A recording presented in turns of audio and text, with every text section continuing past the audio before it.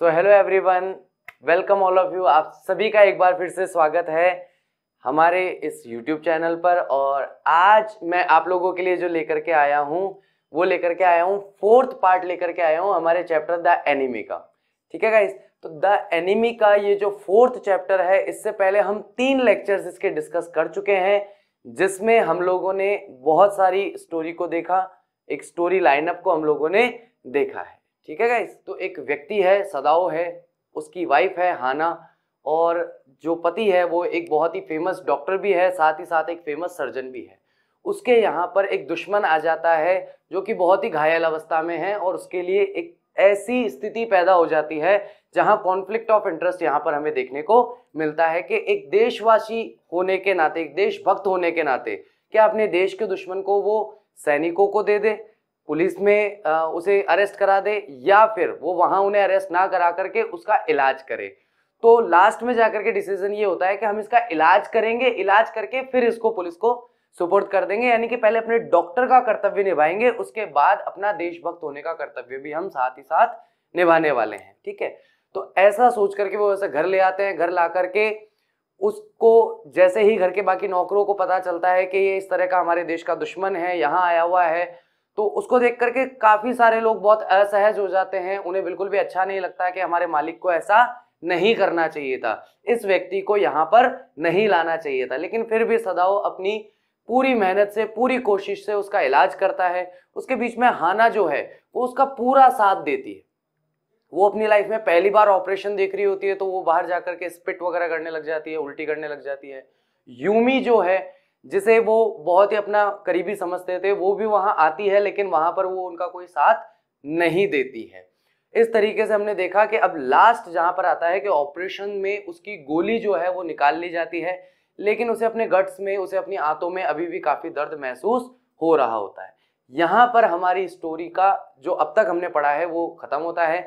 इसके आगे देखते हैं कि अब क्या ऑपरेशन के बाद ऑपरेशन सक्सेसफुल रहा, क्या वो जिंदा बचा या नहीं बचा, या उसकी डेथ हो गई, क्या हुआ है आगे, लेट्स सी दैट। चलिए देखते हैं। The man sunk again into silence so profound, वह व्यक्ति फिर से सन्नाटे में, शांति में डूब गया, गहराई में। That Sadao took up his wrist, के सदाओ ने उसकी कलाई उठाकर देखी।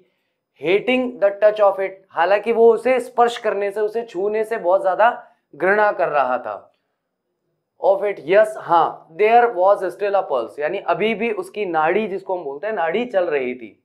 सो फेंट, लेकिन बहुत ही कमजोर है, यानी कि उसकी नाड़ी चल तो रही है लेकिन बहुत मजबूती से नहीं चल रही, यानी कि कहीं ना कहीं उसके जान को अभी भी खतरा है।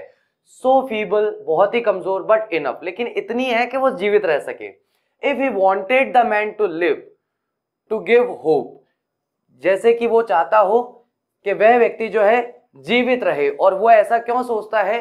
क्योंकि वो अपने आप को उम्मीद देने की कोशिश कर रहा था। यानी कि सदाओ के साथ यहाँ पर क्या हुआ कि जैसे ही वह व्यक्ति थोड़ा सा दर्द में कराहने लगा, वापस से बेहोश हो गया। बेहोश होते ही सदाओ जो है उसने उसकी कलाई को पकड़ के देखा कि क्या अभी भी बचा है कि चला गया।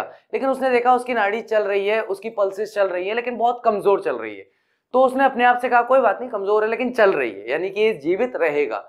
तो चलने को, उसकी नाड़ी को चलना, या जो उसकी पल्सेस थी उसको चलने को इतनी इंपॉर्टेंस इसलिए दे रहा है वो, क्योंकि वो अपने आप को उम्मीद देना चाहता है कि ये मरेगा नहीं।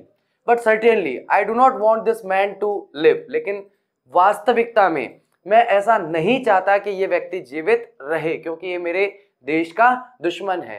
ही थॉट, उसने ऐसा विचार किया।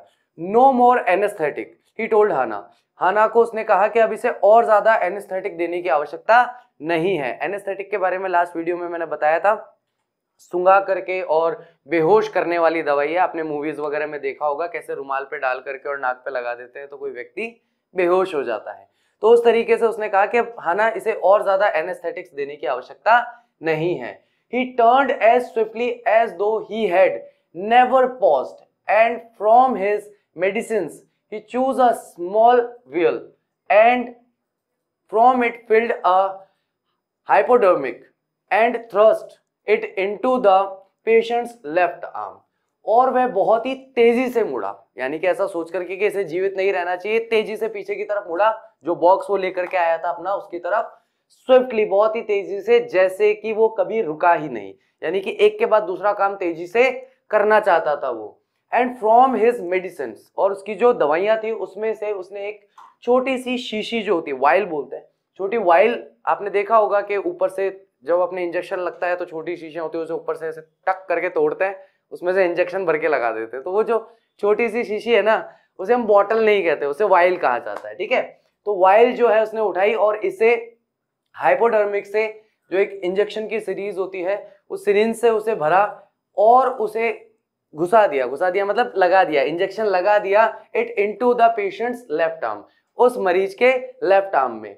Then putting down the needle, उसके बाद सुई को नीचे रखते हुए, he took the man's wrist again, उसने फिर से उस आदमी की कलाई को पकड़ा। The pulse under his finger fluttered, यानी कि अब उसके जो उंगलियों के नीचे जो उसे पल्स थी वो बहुत ही तेजी से फड़कती हुई महसूस हो रही थी।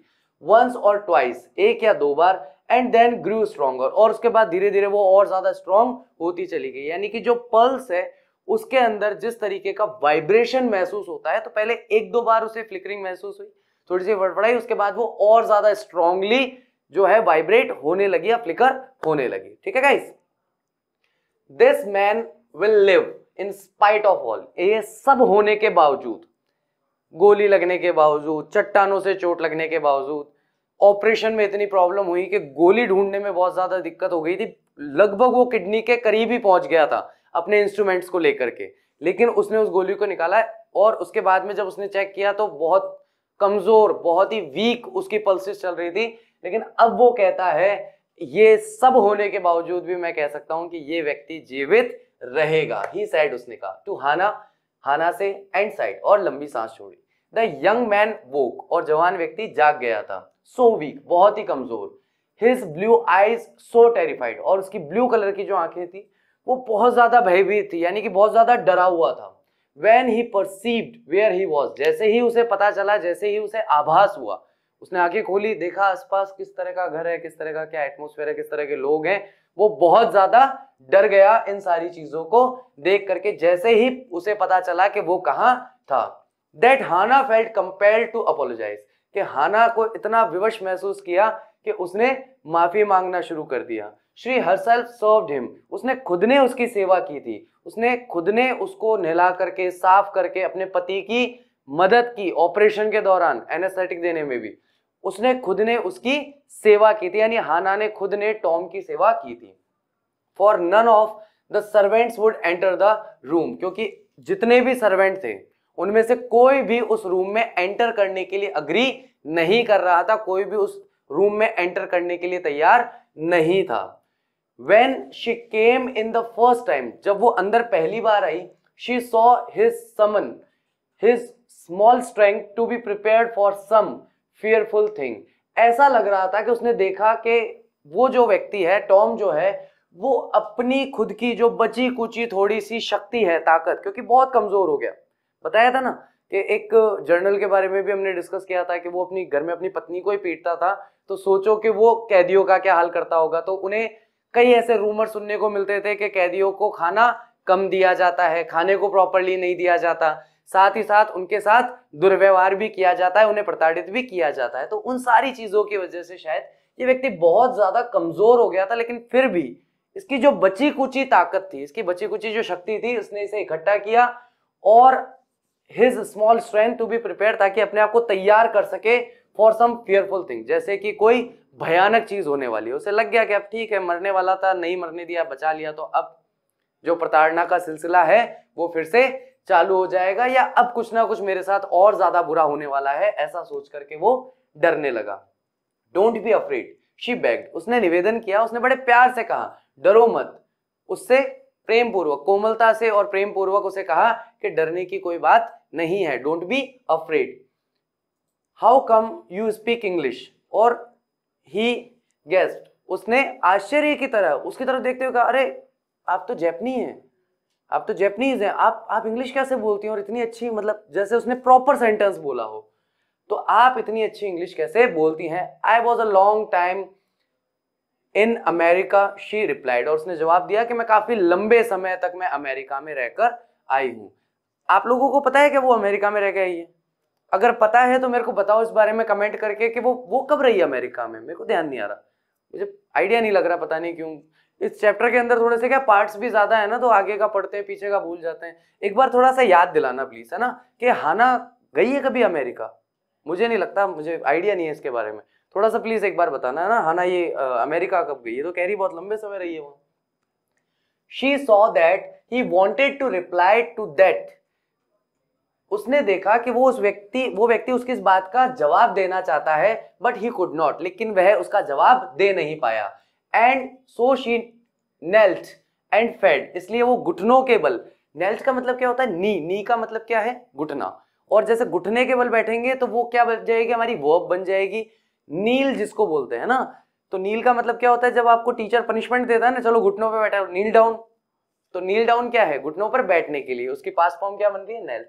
यानी वो अपने घुटनों के बल बैठी, एंड फेड, और उसे खिलाया, हिम, टॉम को, जेंटली, बहुत ही प्यार से, फ्रॉम द पोर्कलेनियन स्पून, यानी कि एक चीनी मिट्टी का जो बर्तन होता है। अरे यार सीधे तौर पे समझो, अपने घर में कप्स होते हैं, चाय के कप होते हैं, वो काहे के बने हुए होते हैं? वो इसी चीज के बने होते हैं। तो उसी का बना हुआ एक स्पून था, चम्मच था, उससे उसे बहुत प्यार से उसे खाना खिलाया। He ate unwillingly, उसने ना चाहते हुए वह खाना खाया, बट स्टिल he ate, लेकिन फिर भी उसने खा लिया। यानी उसकी खाना खाने की कोई इच्छा नहीं थी, क्योंकि उसे समझ में अभी भी नहीं आ रहा था। जैसे अगर आपने किसी जगह कोई गड़बड़ कर दी है, क्लासरूम के अंदर आपने कोई बदमाशी कर दी, आपने कोई शैतानी कर दी, टीचर आपको बड़े प्यार से कहेगा, आजा बेटा, कुछ नहीं कहूंगा, डोंट, डरो मत, आ जाओ, बताओ क्या बात है, क्या हुआ। लेकिन आपको पता है ना कि कांड करने वाले तो आप खुद ही हो, तो जब पूरी बात बताओगे तो लास्ट में आके कुटाई आपकी होगी। तो वही चीज इसके साथ हो रही है कि उसने कह दिया डरो मत, लेकिन फिर भी कहीं ना कहीं ये बहुत ज्यादा, टॉम जो है इस परिस्थिति में कंफर्टेबल महसूस नहीं कर रहा है, बहुत ज्यादा सहज महसूस नहीं कर रहा है। तो ना चाहते हुए भी उसने जो खाना वो खिला रही थी वो उसने खाया। Now you will soon be strong, अब तुम जल्द ही एक ताकतवर इंसान बन जाओगे, या जैसे तुम अभी वीक हो, कमजोर हो, तो तुम थोड़े ठीक हो जाओगे। शी सेड, उसने कहा, नॉट लाइकिंग हिम, उसे बिल्कुल नापसंद करते हुए, yet moved to comfort him, फिर भी वो आगे बढ़ करके उसे कंफर्ट करने की कोशिश कर रही थी, उसे सहज करने की कोशिश कर रही थी। ही डिड नॉट आंसर, और उसने इस बात का कोई भी जवाब नहीं दिया, कि जिस तरीके से वो उसे कह रही है ना कि हाँ चलो ये खा लो, तुम बहुत जल्दी से ठीक हो जाओगे, कोई दिक्कत नहीं है, डरने की कोई बात नहीं है। तो अभी भी वो बहुत ज्यादा सहज नहीं है। ही डिड नॉट आंसर, उसने किसी चीज का जवाब नहीं दिया। ये देखो, ये है आपका पोर्कलेन स्पून जो है वो ये है, ठीक है। When Sadao came in the third day after the operation, जब सदाओ उस कमरे में आया तीसरे दिन ऑपरेशन के बाद, he found the young man sitting up, तो उसने देखा कि वह जवान व्यक्ति बैठा हुआ है।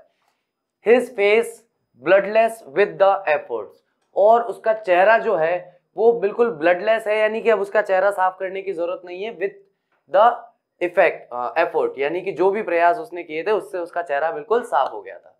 लाई डाउन, लेटे रहो, सदाओ क्राइड, सदाओ ने चीखते हुए कहा। Do you want to die, क्या तुम मरना चाहते हो? यानी कि अभी से तुम बैठ रहे हो, जल्द से जल्द कुछ करना चाह रहे हो, तो लेटे रहो, अभी थोड़ा आराम करो, तुम्हारी बॉडी को रेस्ट की जरूरत है, तुम्हें रेस्ट चाहिए। He forced the man down gently, और उसने धकेलते हुए, बहुत प्यार से तरीके से, ऐसे धक्का देके नहीं, जेंटली उसे पुश करते हुए, डाउन करते हुए, एंड स्ट्रॉन्गली, थोड़ा पकड़ मजबूत करके, एंड एग्जामिन द वाउंड, और उसने जो उसका जख्म था उसका परीक्षण करना शुरू किया कि भाई जख्म जो था जहां से गोली निकाली थी उसकी क्या हालत है।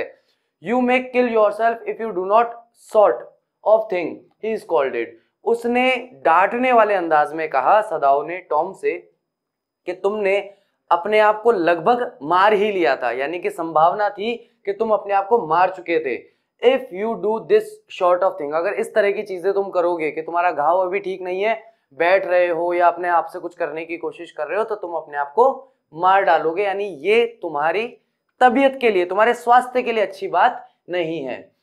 What are you going to do with me, the boy uttered, यानी कि वो जो लड़का है, टॉम जो है, उसने बुदबुदाते हुए धीमी आवाज में कहा कि तुम मेरे साथ क्या करने वाले हो। ही लुक्ड जस्ट नाउ बेयरली 17, ऐसा लड़का जो अभी मुश्किल से 17 साल का दिखाई दे रहा था। Are you going to hand me over, क्या तुम मुझे पकड़वा दोगे, हैंड मी ओवर का मतलब है क्या तुम मुझे पकड़वा दोगे। अब यहाँ पे हम इसका मतलब समझ सकते हैं अरेस्टेड के लिए, कि वो कहना चाह रहा है क्या तुम मुझे पुलिस के सुपुर्द कर दोगे या तुम मुझे पुलिस को पकड़ा दोगे। For a moment Sadao did not answer, एक क्षण के लिए सदाओ ने उसकी इस बात का कोई जवाब नहीं दिया। He finished his examination and then pulled the silk quilt over the man. उसने अपना जो एग्जामिनेशन करना था वाउंड का और अपने पेशेंट का, वो एग्जामिनेशन, वो निरीक्षण पूरी तरीके से जैसे ये डॉक्टर साहब कर रहे हैं यहाँ पे, ठीक है, वो करके खत्म किया और उसके बाद में जो सिल्क की रजाई थी उससे वापस उस आदमी को ढक दिया, यानी उस आदमी को वापस वो रजाई ओढ़ा दी। I do not know myself what I shall do with you, he said। और उसके बाद सदाओ कहता है मैं खुद वास्तविकता में नहीं जानता कि मैं तुम्हारे साथ क्या करूंगा, यानी कि मैं तुम्हें जाने दूंगा, मैं तुम्हें पुलिस में पकड़ा दूंगा या तुम्हें बगीचे में खड़ा करके मैं ही गोली मार दूंगा, तो मुझे कोई आइडिया नहीं है अभी कि मैं तुम्हारे साथ क्या करने वाला हूं। ही सेड, उसने कहा I ought of course to give you to the police, निश्चित तौर पर मुझे तुम्हें पुलिस को सुपुर्द करना होगा। You are a prisoner of war, तुम युद्ध के एक कैदी हो। No do not tell me anything, नहीं तुम मुझे कुछ मत बताओ। He put up his hand as he saw the young man was about to speak, उसने अपना हाथ उठा करके उसे चुप रहने के लिए कहा, जैसे ही उसने देखा कि वो जवान आदमी प्रत्युत्तर में उसे कुछ बताना चाह रहा है, कुछ बोल के बताना चाह रहा है कि भैया मैं कोई प्रिजनर ऑफ वॉर नहीं हूं, या कुछ ना कुछ वो बताने की कोशिश कर रहा है। लेकिन जैसे ही उसने देखा सदाओ ने कि भाई ये कुछ बोलने वाला है, उसने अपना हाथ उठाया, बोला ऐसे मुझे कुछ बताने की जरूरत नहीं, मुझे कुछ भी मत बताओ। Do not even tell me your name unless I ask it, मुझे अपना नाम भी मत बताओ अगर मैं तुमसे वो नहीं पूछता तो, यानी जब तक मैं तुमसे तुम्हारा नाम भी ना पूछूं तुम अपना नाम भी नहीं बताओगे। देखो क्या होता है गाइस, एक जर्नली जब आप ये देख लीजिए कि इस तरह की परिस्थिति में फंसा होता है कोई व्यक्ति, और इतना पढ़ा लिखा सदाओ जितना, जो कि एक बहुत ही एक्सपीरियंस्ड व्यक्ति है जिसने लाइफ का, जीवन का बहुत अच्छा अनुभव लिया है, इसको पता है कि अगर इस प्रिजनर ने इसको कोई भी जानकारी दी, कोई भी इंफॉर्मेशन बताई, तो निश्चित तौर पर जब पुलिस वाले आएंगे पूछताछ करने, और अगर फिर से कॉन्फ्लिक्ट ऑफ इंटरेस्ट वाली बात आ गई कि जो बात मुझे पता है मैं बताऊं कि नहीं बताऊं, तो मैं दोबारा से उसमें नहीं फंसना चाहता, तुम मुझे कुछ बताओ ही मत, ठीक है। अगर आपका कोई दोस्त आपसे कहता है कि भाई मैं तुझे एक सीक्रेट की बात बताऊं, टॉप क्लास सीक्रेट है, किसी को नहीं बताएगा, लेकिन उसको तुरंत हाथ जोड़ के मना कर दो, भाई मुझे कुछ मत पता, मुझे जानना ही नहीं है, मुझे कोई मतलब ही नहीं है इस चीज, ठीक है।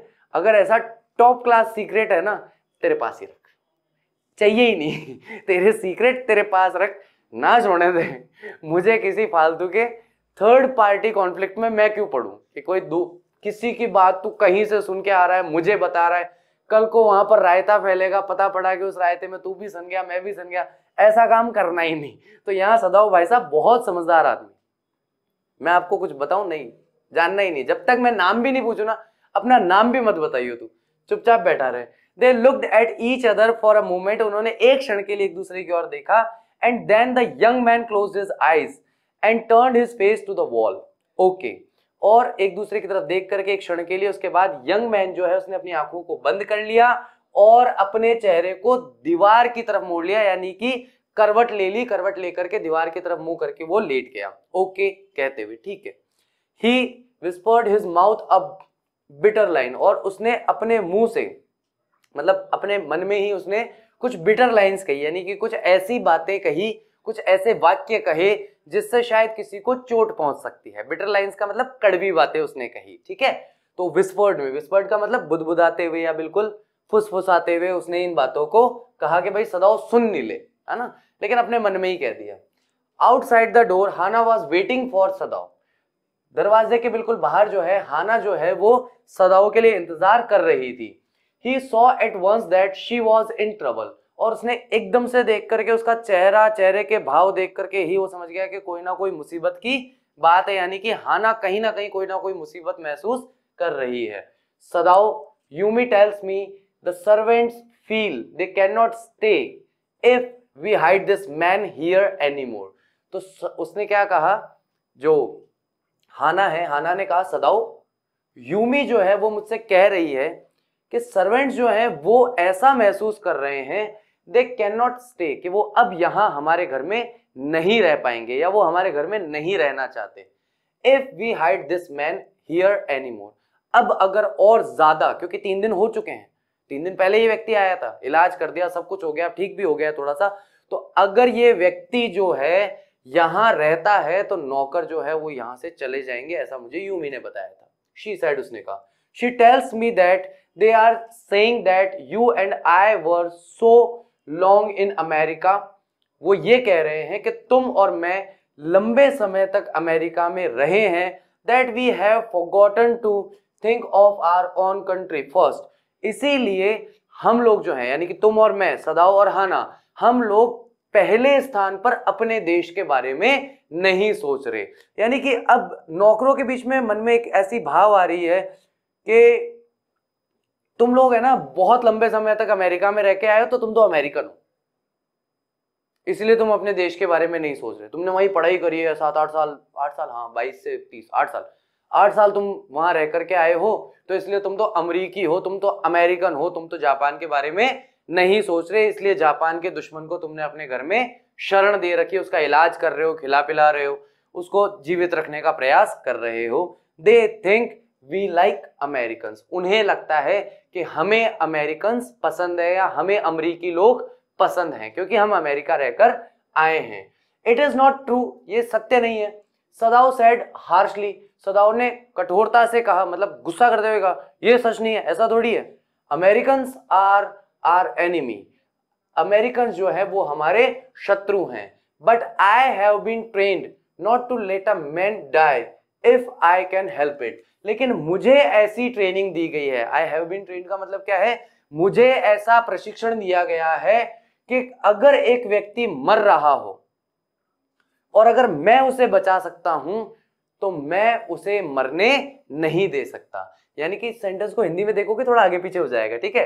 तो but I have been trained, यानी मुझे ट्रेनिंग दी गई है, if I can help it, अगर मैं बचा सकता हूं, not to let a man die, तो मैं एक व्यक्ति को मरने नहीं दूंगा, यदि मैं उसे बचा सकता हूं, उसकी रक्षा कर सकता हूं।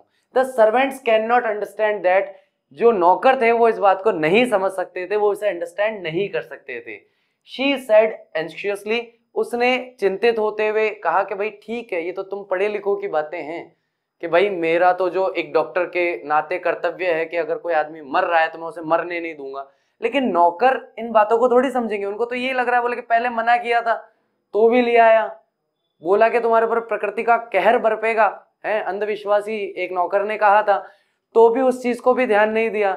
अब अगर तुम इसे बाहर नहीं निकालते हो तो हम नौकरी छोड़ के जा रहे हैं भैया, हमें यहाँ पर तुम्हारे साथ और टाइम नहीं बिताना, हम कहीं और नौकरी कर लेंगे। ऐसा क्यों हो रहा है? ऐसा इसलिए हो रहा है कि उन्हें लगता है कि हमने काफी लंबा समय अमेरिका में बिताया है, इसलिए हम लोग भी वास्तविकता में अमेरिकन ही हैं, हम लोग अमरीकी लोग हैं जो अमेरिका के लोगों को पसंद करते हैं, अमेरिकन को पसंद करते हैं, ठीक है। ऐसा भाव उनके मन में आ रहा है। नो ही अग्रीड, नहीं, उसने सहमति जताई। अब सहमति जताने के लिए तो हाँ बोलते हैं ना, ये नो बोल करके अग्री कैसे कर रहा है? नो बोल करके अग्री ऐसे कर रहा है कि ये कह रहा है कि नहीं, मतलब हाँ तुम सही कह रही हो कि वे लोग इसे नहीं समझेंगे, इस तरीके से वो नो बोल करके भी अग्री कर सकता है। Neither seemed able to say more, जब देखा कि अब ज्यादा कहने के लिए कुछ है नहीं या अब इससे आगे बढ़कर और कुछ कहा नहीं जा सकता, and somehow the household dragged on, और धीरे धीरे घर का जो कामकाज है वो बहुत धीरे धीरे चल रहा है। The servants grew more watchful, तो सर्वेंट्स जो है वो और ज्यादा चौकन्ने हो गए, यानी कि हर चीज को बहुत ध्यान से देखने लगे। Their courtesy was as careful as ever, अब वो कर्टसी यानी कि जो शिष्टाचार वाला जो मामला था कि नौकर जो अपने मालिक के प्रति शिष्टाचार रखता है कि कैसे उससे बात करनी है, कैसे उसके काम को यस कहना है, किसी बात के लिए नो कहना है तो भी किस तरीके से कहना है, तो ये कहलाती है कर्टसी। तो उनकी जो कर्टसी थी वो अब और ज्यादा केयरफुल हो गई थी, मतलब आज तक वो अपनी कर्टसी में, शिष्टाचार में कभी भी इतने केयरफुल नहीं रहे थे, इतने सजग या सावधान नहीं रहे थे जितना अब रहने लगे थे। But their eyes were cold upon the pair of whom they were hired, लेकिन उनके आंखों में एक ठंडा तिरस्कार था। कोल्ड का मतलब होता है किसी भी चीज की तरफ इस तरीके से देखना या इस तरीके से व्यवहार करना जैसे उसका कोई महत्व नहीं है अब आपकी नजरों में, ठीक है। कोल्ड मतलब तिरस्कार की भावना को दर्शाता है। तो वो उस तरीके से तिरस्कार की भावना से उनकी तरफ देखते थे, उस जोड़े की तरफ जिन्होंने उन्हें नौकरी पर रखा था। दे वर हायर्ड, यानी जिन्हें उन्होंने हायर किया था। तो नौकरों का जो बर्ताव है वो भी अब धीरे धीरे और ज्यादा बदलने लगा, कोल्ड होने लगा, तिरस्कार भरा होने लगा। It is clear what our master ought to do, ये बहुत स्पष्ट है कि हमारे मालिक को क्या करना चाहिए था। क्या करना चाहिए था? मार देते, छोड़ देते, पुलिस के हवाले कर देते। नौकरों की ऐसी सोच है। The old gardener said one morning, एक सुबह ओल्ड गार्डनर, जो बूढ़ा गार्डनर है, उसने कहा he had worked with flowers all his life, उसने अपने जीवन में आजीवन उसने गार्डनर का ही काम किया था और उसने फूलों के ऊपर, फूलों के साथ ही उसने काम किया था। And had been a specialist too in moss, और मॉस के बारे में भी वो बहुत ही ज्यादा स्पेशलिस्ट था, यानी काई वगैरह के बारे में भी उसे बहुत अच्छी जानकारी थी। For Sadao's father he had made one of the finest moss garden in Japan, यानी कि उसने सबसे अच्छा मॉस गार्डन जो है जापान में उसके फादर के लिए, सदाओ के फादर के लिए बनाया था। Sweeping the bright green carpet constantly so that not a leaf or a pine needle marred the velvet of its surface, यानी कि उतना अच्छे से, और उसने कहीं पर भी बीच में कोई जगह नहीं छोड़ी थी। तो स्वीपिंग का मतलब साफ करता था उसको इतने तरीके से, ब्राइट ग्रीन कारपेट को, यानी कि जो उजला या बहुत ही अच्छे कलर वाला जो ग्रीन कलर का कारपेट था, कॉन्स्टेंटली लगातार उसे साफ करता रहता था। so that not a leaf or a pine needle, तो एक पत्ता या एक चीड़ के पेड़ का जो नुकीली पत्ती होती है, या आप उसे कह सकते हैं कांटा, तो कांटा जो है वो भी वहां पर नहीं होना चाहिए। Merit the velvet of its surface, कि खराब ना हो जाए एक पत्ते की वजह से या एक कांटे की वजह से, जो पूरा उसने अच्छी तरीके से ग्रीन कलर का एक कारपेट जैसा बना रखा है, कालीन जैसा बना रखा है। The velvet of its surface, यानी कि जो इसके ऊपर का मुलायमपन है, जो वेलवेटनेस है, वेलवेटनेस का मतलब क्या हो गया, जो मुलायम है वो ऊपर से, वो खराब ना हो जाए उसके ऊपरी सतह से, उसके सरफेस से। यानी कि कुल मिलाकर के उसके फादर के लिए उसने एक बहुत अच्छा सा मॉस का एक वो बनाया था, कारपेट बनाया था। उस कारपेट को वो इतना ध्यान से रखता था, साफ सुथरा, कि किसी भी चीज को उस पर पड़ने नहीं देता था, कि उसका जो ऊपर का मुलायमपन है वो खराब ना हो जाए, है ना। 100 बातों की एक बात ये है। My old master son knows very well what he ought to do, मेरे पुराने जो मालिक हैं उनका बेटा जो है वो अच्छी तरह से जानता है कि क्या करना चाहिए। यानी कि अब यहाँ कंपैरिजन किया जा रहा है कि एक छोटे बच्चे को पता है उसका क्या कर्तव्य है, उसे क्या करना चाहिए, और यहाँ ये इतना बड़ा हो गया लेकिन इसको अभी तक भी अक्ल नहीं है कि इसको क्या सही और क्या गलत में अभी भी अंतर पता नहीं चल रहा। Very well what he ought to do, खैर अच्छी बात है, इसको क्या करना चाहिए। ही नाउ सेड, उसने कहा, pinching a bird from a bush as he spoke, एक बर्ड यानी कि एक छोटा सा कीड़ा जो है उसे एक बुश पे से, एक झाड़ी पर से उठाते हुए उसने कहा, when the man was so near death why did he not let him bleed, जबकि वो व्यक्ति मृत्यु के इतना करीब था, मौत के इतना पास पहुंच चुका था, तो क्यों हमारे मालिक ने उसे खून बहने से मरने नहीं दिया, यानी कि उसका खून क्यों नहीं बह जाने दिया, जबकि वो पहले ही मृत्यु के इतने करीब था। तो यहाँ पे कंपैरिजन कर रहा है कि पुराने मालिक का जो छोटा बेटा भी था उसको भी अकल थी कि क्या सही है क्या गलत है, लेकिन यहाँ इस भाई साहब की उम्र इतनी ज्यादा है, इसको खुद को बुद्धि नहीं है कि इसको क्या करना चाहिए और क्या नहीं करना चाहिए। इतना सा कह रहा है, फिर कहता है कि जब उस आदमी का इतना, वो जब मृत्यु के निकट ही था, तो इसका खून क्यों नहीं बहने दिया, यानी खून बहने से ही इसकी मृत्यु क्यों नहीं होने दी हमारे इस मालिक ने। The young master is so proud of his skill to save life that he saves any life, हमारे यंग मास्टर, हमारे जवान जो भी सदाओ जी जो हैं हमारे मालिक, वो अपने आप पर बहुत ज्यादा गर्व करते हैं, बहुत ज्यादा घमंड करते हैं अपनी इस कला पर, अपनी इस स्किल पर, कि वो जीवन बचा सकते हैं। To save life that he save any life, कि वो कोई भी जीवन बचा सकते हैं चाहे किसी का भी बचाना हो। द कुक सेड कंटेम्प्टेंसली, और जो कुक है उसने कंटेम्प्ट करते हुए कहा, यानी कि उस बात को घृणा के भाव से कहा, she split a foal's neck skillfully and held the fluttering bird and let its blood flow into the roots of a wisteria vine. यानी कि उसने क्या किया, एक फूल जो है वो हाथ में लिया, उसकी नेक, उसकी गर्दन को सावधानी से तोड़ा स्किलफुली, और हेल्ड द फ्लटरिंग बर्ड, और उस फड़फड़ाते हुए पक्षी को पकड़ के रखा अपने हाथ में, एंड लेट इट्स ब्लड, और उसका जो खून था उसे बहने दिया, और बह करके विस्टारिया वाइन जो है, यानी कि बेल का जो पेड़ है, बेलें जो होती है, वाइन्स जो होती हैं, वाइन वो वाली वाइन मत समझना, वाइन का मतलब होता है बेल, है ना, क्रीपर्स भी कई बार कहा जाता है इन्हें, जो ऐसे किसी डंडे के सहारे या रस्सी के सहारे गोल गोल घूम करके बढ़ जाती हैं, उसकी रूट्स में बहने दिया। Blood is the best of fertilizers, और क्या कहा कि ब्लड यानी कि खून जो है वो सबसे अच्छा फर्टिलाइजर होता है, and the old gardener would not let her waste a drop of it, और जो बूढ़ा गार्डनर है वो उसे उसमें से एक भी बूंद वेस्ट नहीं करने देना चाहता था। यानी कि उसने कहा एक पक्षी को पकड़ा, उसकी गर्दन तोड़ दी, गर्दन तोड़ करके उसका जो खून है वो एक बेल का जो पेड़ है या बेल जो है उसकी जड़ों में जाने दिया, और उसको देख करके गार्डनर ने भी ये कहा कि नहीं नहीं ठीक से डालो, ठीक से इसका खून पूरा जाना चाहिए, क्योंकि खून जो है सबसे अच्छा फर्टिलाइजर है, सबसे अच्छा उर्वरक है जो पेड़ पौधों को और अच्छे से बढ़ने में मदद कर सकता है। क्रूएलिटी की सीमा आप यहाँ देख सकते हैं कि कितना क्रूअल बिहेवियर है जो कुक है उसका, ठीक है, जो कि बहुत अच्छी बात तो नहीं लग रही पढ़ने और डिस्कस करने में, तो इसको स्किप करते हैं। तो गार्डनर जो है वो उसमें से कुछ भी वेस्ट नहीं जाने देना चाहता था कि खून की एक एक बूंद जो है वो उस बेल के जड़ों तक पहुंच जाए। It is the children of whom we must think, ये उन बच्चों के बारे में है जिसके बारे में हमें सोचना चाहिए। Yumi sad sadly. अब देखो सभी लोग यहाँ पर, चाहे गार्डनर की बात कर लो, कुक की बात कर लो, सभी लोग अपने मास्टर के, सदाओं के अगेंस्ट हैं। यूमी भी उनके फेवर में नहीं है, यूमी ने कहीं भी उनका कोई साथ नहीं दिया है, लेकिन यहाँ पर यूमी का एक सॉफ्ट कॉर्नर जो है अपने मालिक के परिवार के प्रति वो हमें दिखाई देता है कि हमें उनके बच्चों के बारे में सोचना है, हमें मालिक और मालकिन के बारे में नहीं सोचना।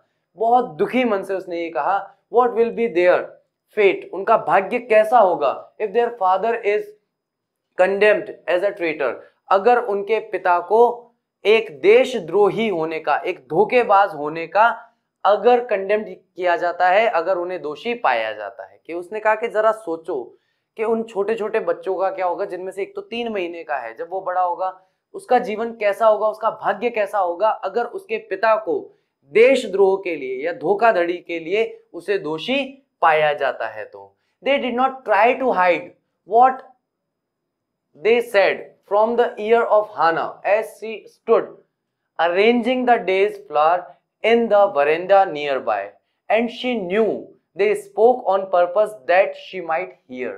तो अब यहाँ पर क्या सिचुएशन है कि जहां ये लोग खड़े होकर बात कर रहे हैं उसके पास में बरामदा है, बरामदा में हाना खड़ी होकर के ये सब कुछ सुन रही है, और कहीं ना कहीं इन सारे नौकरों का उद्देश्य भी यही है कि वो सुन ही ले, कोई दिक्कत नहीं। They did not try to hide, उन्होंने छुपाने की कोशिश नहीं की। What they said from the ears of Hannah, जो भी उन्होंने कहा उसे ऐसे नहीं कहा कि हाना के कानों तक बात नहीं पहुंचनी चाहिए, वो पास में ही खड़ी है, तो उनका ऐसा कोई इरादा नहीं था अपनी बात को छुपाने का।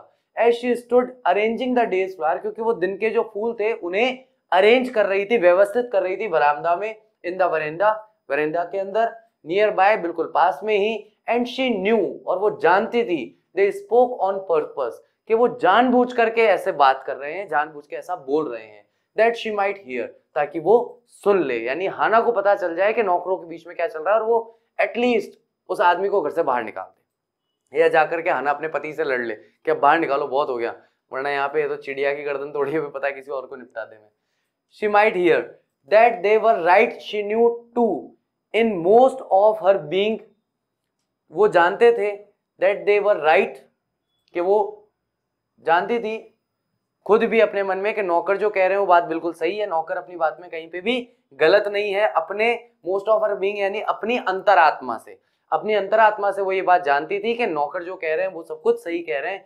But there was another part of her, लेकिन उसी के मन में या उसी के व्यक्तित्व का एक हिस्सा, एक भाग और था, which she herself could not understand, जिसे वो खुद भी समझ नहीं पाती थी। It was not sentimental liking of the prisoner. ये ऐसा नहीं था कि भावुक होने के तौर पर, इमोशनल होने के तौर पर उसे प्रिजनर में कोई पसंद थी या उसे प्रिजनर पसंद था, ऐसी कोई बात नहीं थी। देखो क्या होता है कि कई बार कई सही चीजें करने से पहले हमारे अंतर्मन में एक द्वंद्व चलता है कि ऐसा किया जाए कि नहीं किया जाए। अपने से बड़ों की गलती बताना। आपके घर में बड़े बूढ़े होंगे, स्कूल में होंगे, कहीं ना कहीं जो भी आपके बड़े हैं जिनका आप सम्मान करते हैं या जिनसे आप प्रेम करते हैं, उन्हें उनकी गलती बताना और इसके लिए अपने आप को राजी कर लेना कि हाँ मेरे फादर ने कल ये गलती की थी या आज सुबह ये गलती की है, आज जाकर के मैं अपने फादर को साफ बोल दूंगा ये आपने गलत किया। गलत को गलत कहना गलत है क्या? नहीं है ना। अगर कोई इंसान गलत है, गलती कर रहा है, तो उसको गलत कहना गलत तो नहीं है, लेकिन हम लोग ऐसा करते नहीं। क्योंकि यहाँ पे जैसे कह रही है ना कि मेरे ही अंदर का एक ऐसा भाग है जिसे मैं समझ नहीं पाती हूं, वहां पर कहीं ना कहीं मुझे लगता है कि नौकरों की बात के अलावा भी कोई और बात है। यानी कि नौकरों की बात तो 100% सही है, वो जो कह रहे हैं, सोच रहे हैं, बिल्कुल मैं अंतरात्मा से उस बात को मानती हूं कि ये सही कह रहे हैं, इनकी सोच, इनका विचार बिल्कुल सही है, 100% सटीक है। लेकिन कहीं ना कहीं मेरे ही व्यक्तित्व का एक हिस्सा या मेरे ही अंतर्मन का एक हिस्सा इससे थोड़ा सा अलग है, जिसे मैं खुद भी समझ नहीं पाती। ठीक है। She had come to think of him as a prisoner. वो खुद भी उसके बारे में एक कैदी के रूप में ही सोचती है। She had not liked him even yesterday when he had said in his impulsive way। यहां तक कि उसे कल भी वह व्यक्ति पसंद नहीं था जब उसने अपने impulsive way में यानी भावनाओं के बहाव में कह दिया था। यानी कि वो उसको कहती अरे घबराओ मत, कोई बात नहीं, सब ठीक है, तुम ठीक हो जाओगे, खाना खिला रही थी। तो अपने impulsive way में जब उसने he had said in his impulsive way यानी कि जो टॉम है उसने भावनाओं में बहकर कह दिया था एनीवे खैर let me tell you that my name is Tom. जब उसने भावनाओं में बहकर उसका नाम उसे बता दिया था कि चलो मैं तुम्हें अपना नाम तो बता ही देता हूं, मेरा नाम टॉम है। ये जगह है, एक दो बार और इसका नाम आएगा, चैप्टर बहुत लेंथी है लेकिन इसका नाम 2-3 बार ही आता है। लेकिन स्टार्टिंग में इसका स्टार्टिंग से रिकग्नाइजेशन बना रहे इसलिए हम चैप्टर के स्टार्टिंग से इसे टॉम कहते हुए आ रहे हैं ना। हालांकि चैप्टर में फर्स्ट टाइम इसका नाम यहाँ पर आया है, उसका नाम टॉम है। She had only bowed her little distant bow, यानी कि वो जो है शी हैड ओनली, वो थोड़ी सी उसे झुकाया था। She had only bowed her little distant bow, यानी कि उसके थोड़ी दूर से ही बस वो ऐसे झुक गई थी। She saw hurt in his eyes, उसने हर्ट यानी कि दुख, पीड़ा को, अपमान करने के भाव को उसकी आंखों में देख लिया था। But she did not wish to accuse it, लेकिन वो उसे शांत नहीं करना चाहती थी। यानी कि जब उसने कहा ना कि मेरा नाम टॉम है, तो बोले हाँ ठीक है चलो वेरी गुड टॉम नाइस, उसकी आंखों में पीड़ा, दर्द या जो अपमान वो सह करके आया था उसकी सारी भावनाएं दिखाई दे रही थी। लेकिन यहाँ पर वो उन्हें शांत करने के लिए कि चलो अरे नहीं कोई बात नहीं टॉम हो जाता है, उसने इस बार ऐसा कोई भी प्रयास नहीं किया। इंडीड, वास्तविकता में ही was a great trouble in the house, क्योंकि वह व्यक्ति इस घर की सबसे बड़ी मुसीबत बना हुआ था। यानी इस व्यक्ति की वजह से हमारा घर जो है वो बहुत बड़ी मुसीबत में घिरा हुआ था। नौकरों से बैर होने लग रहा था, अब नौकर भी जो उनके मुंह में आए वो बोलने लग गए थे। तो इन सारी चीजों की वजह से हाना कहीं ना कहीं अब उसे डिसलाइक करना उसने शुरू कर दिया था। अब वो उसे पसंद नहीं कर रही थी। ठीक है। और जहां पहले वो उसे थोड़ा सा मॉरल सपोर्ट देने की भी कोशिश कर रही थी, अब वो अपने आप को उस मॉरल सपोर्ट से भी बचा रही थी कि किसी भी तरह का मॉरल सपोर्ट या नैतिक साथ भी वो उसका ना दे। एज फॉर सदाव, सदाव के लिए every day he examined the wound carefully, प्रतिदिन वह उस घाव का बहुत ही ध्यानपूर्वक निरीक्षण करता। The last stitches had been pulled out of this morning, और आज सुबह ही उसके आखिरी टांके जो थे, स्टिचेस समझते हो ना, ये इस तरीके से सुई से लेकर के लगाए जाते हैं। ठीक है। टांके जो थे उसे निकाल लिया गया था आज सुबह। And the young man would in the fortnight, यानी कि वो व्यक्ति जो है एक 15 दिन की समय में, यानी एक पखवाड़े में, एक पक्ष में भी nearly as well as ever, वो हमेशा की तरह बिल्कुल ठीक है, स्वस्थ हो जाएगा। अब उसे बस केवल 15 दिन का समय और चाहिए था पूर्ण रूप से स्वस्थ होने के लिए। Sadao went back to his office and carefully typed a letter to the chief of police.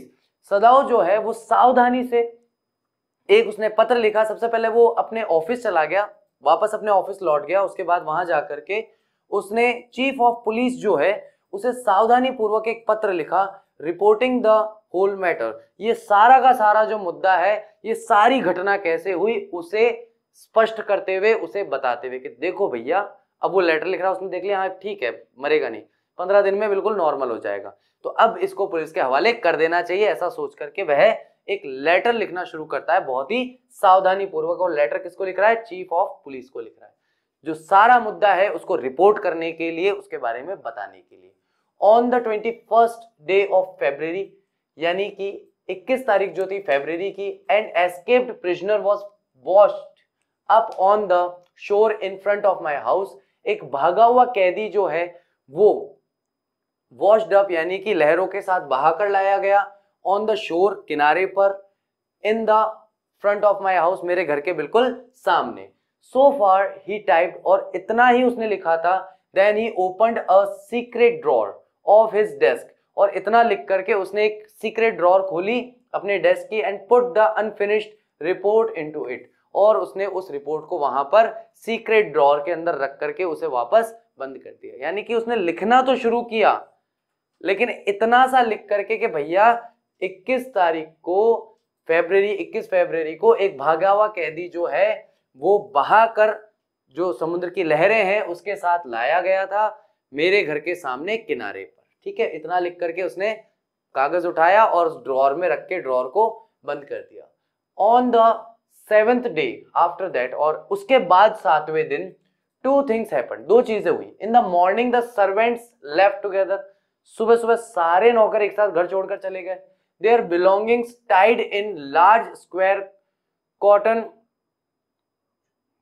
कैशिफ्स, यानी कि उनकी जो बिलोंगिंग्स है, जो भी चीजें उनकी थी नौकरों की, वो बंधी हुई थी एक बड़े से चौकोर कॉटन के कर्चिफ में। हैंकरचिफ बोल सकते हैं आप इसे, रुमाल बोल सकते हैं, ठीक है ना। कर्चिफ्स का मतलब होता है एक बड़ा सा ऐसा चादर जैसा है जिसमें उन्होंने अपने बर्तन, अपने कपड़े, जो भी सामान उनका था सारा रखा और पोटली बना ली। When Hannah got up in the morning, nothing was done. जब हाना सुबह उठी तो उसने देखा घर का कोई भी काम नहीं हुआ था। The house not cleaned, घर साफ नहीं था, and the food not prepared, खाना तैयार नहीं था, and she knew what it meant, और वो उठते ही समझ गई थी कि इसका क्या मतलब है।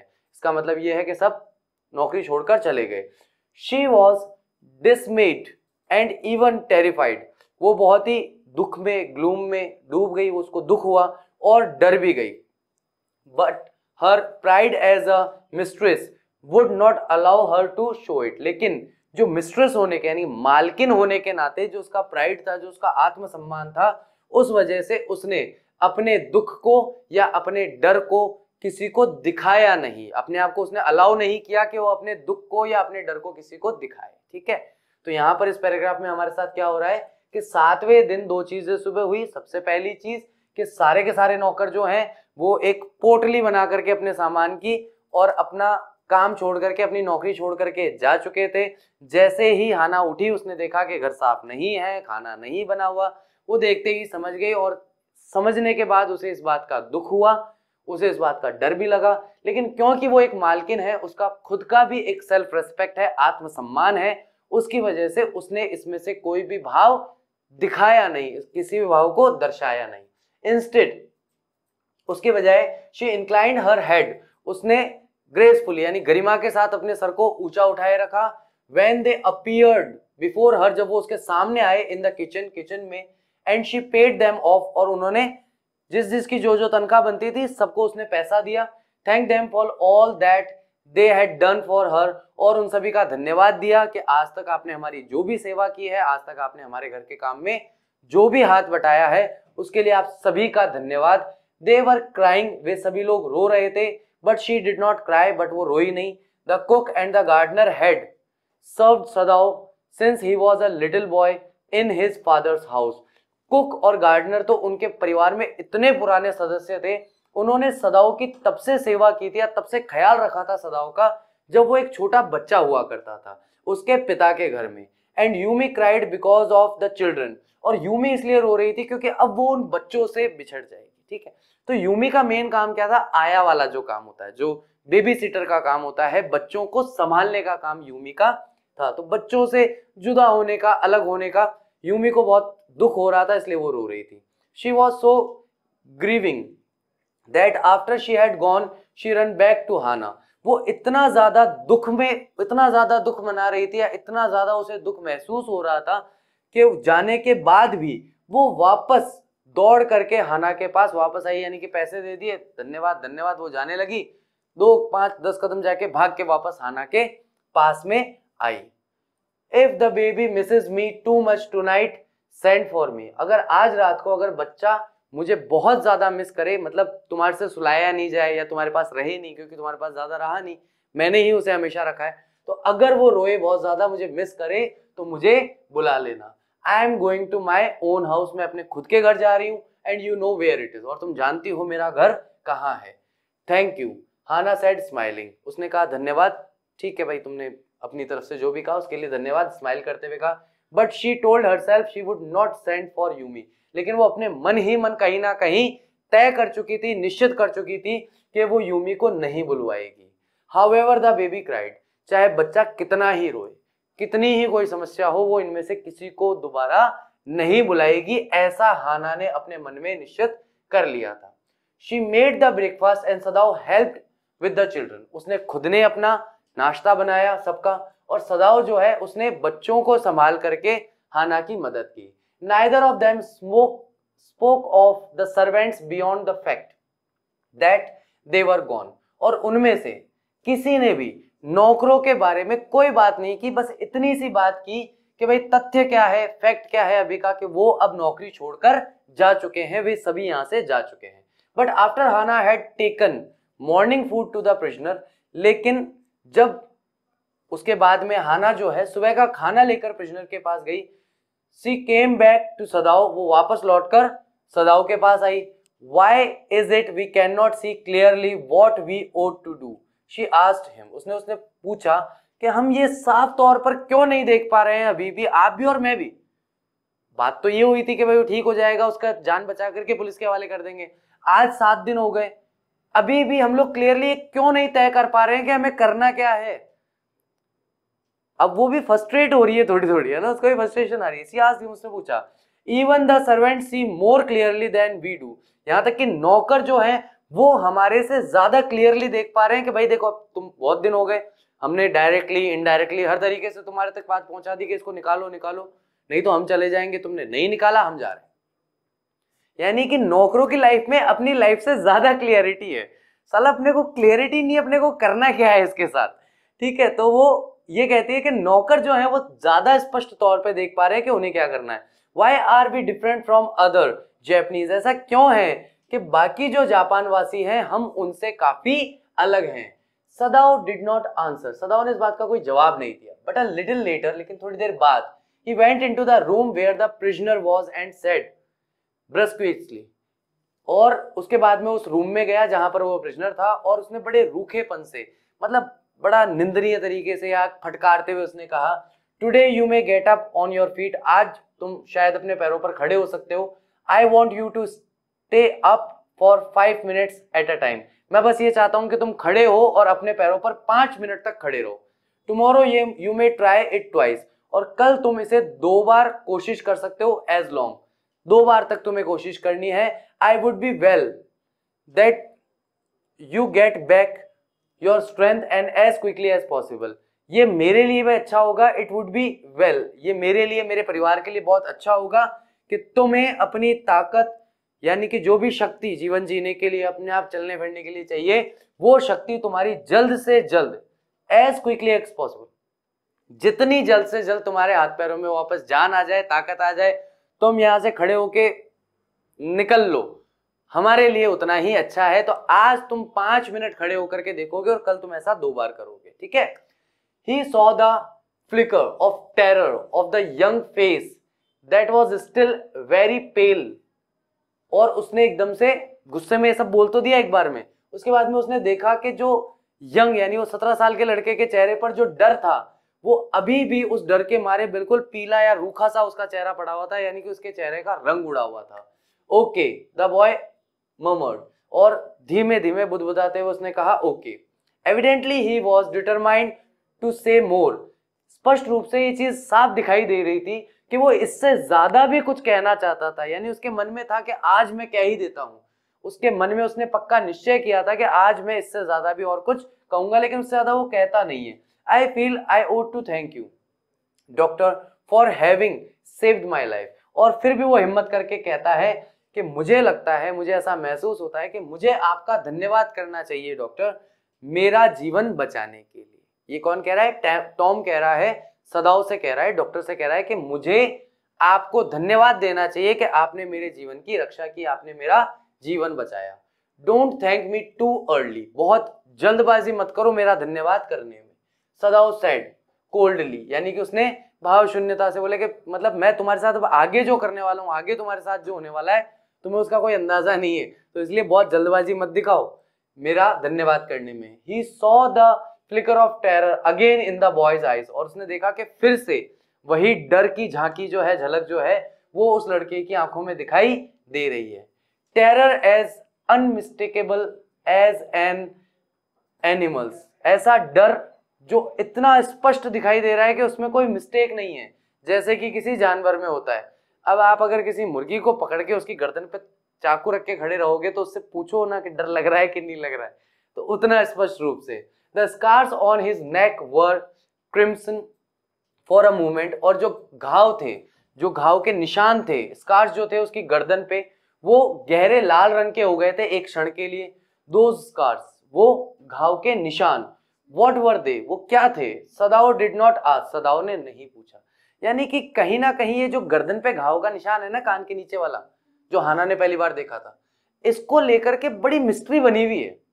यानी कि हमारा कम से कम 80 से 100 वर्ड्स का जो चैप्टर है वो तो इस एक घाव के निशान के चक्कर में ही बढ़ गया।